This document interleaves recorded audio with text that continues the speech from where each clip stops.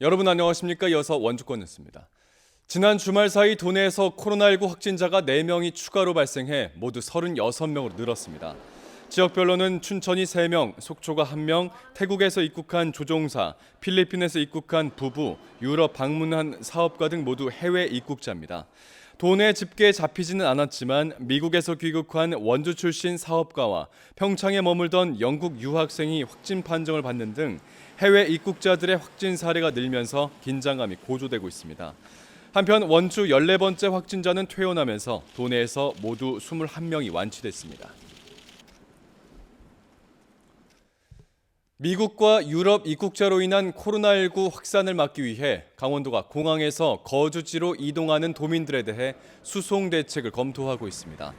강원도는 입국자 수를 파악해 인천공항에 별도의 차량을 편성하는 방안을 검토하고 있지만 운전기사와 안내 공무원의 안전 문제 등을 종합적으로 판단해 수송 방법을 결정하겠다고 밝혔습니다.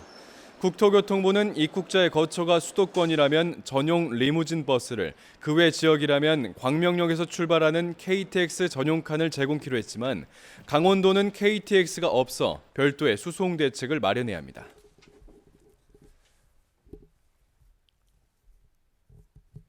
코로나 감염 확산을 막기 위해 사람들이 모이는 가축 경매 시장도 문을 닫았는데요.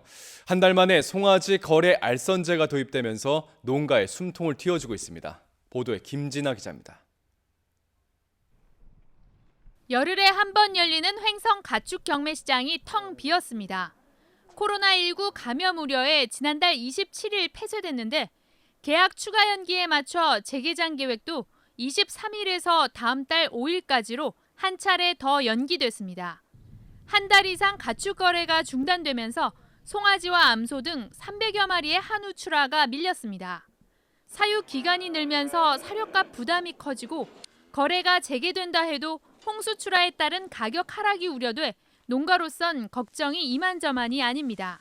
송아지가 매매가 돼야지 그게 사료값으로다가 이렇게 대체해 나가는데 매매를 못하니까 사료 운영 그 자체가 돌질 못해요. 거래 중단에 따른 농가의 어려움을 덜기 위해 축협 측이 1:1 직거래를 시작했습니다.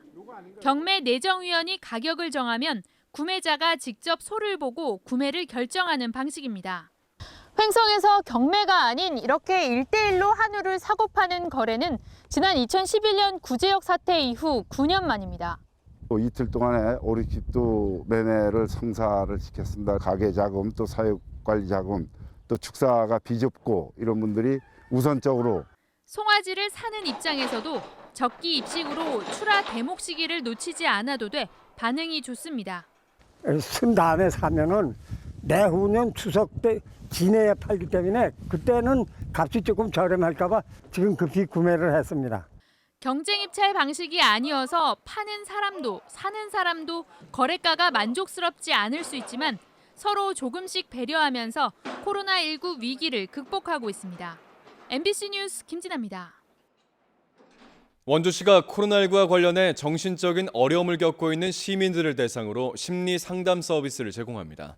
원주시는 이번 코로나19 사태로 시민들이 겪을 수 있는 과도한 불안과 스트레스를 완화하기 위해 국가 트라우마 센터와 원주시 보건소, 원주 정신건강복지센터와 함께 코로나19 통합 심리지원단을 운영한다고 밝혔습니다. 심리지원단은 마음 돌봄이 필요한 시민들에게 전화 상담을 통해 효과적인 대처법을 제공하고 필요할 경우 정신건강의학과 치료 연계 등을 지원하게 됩니다.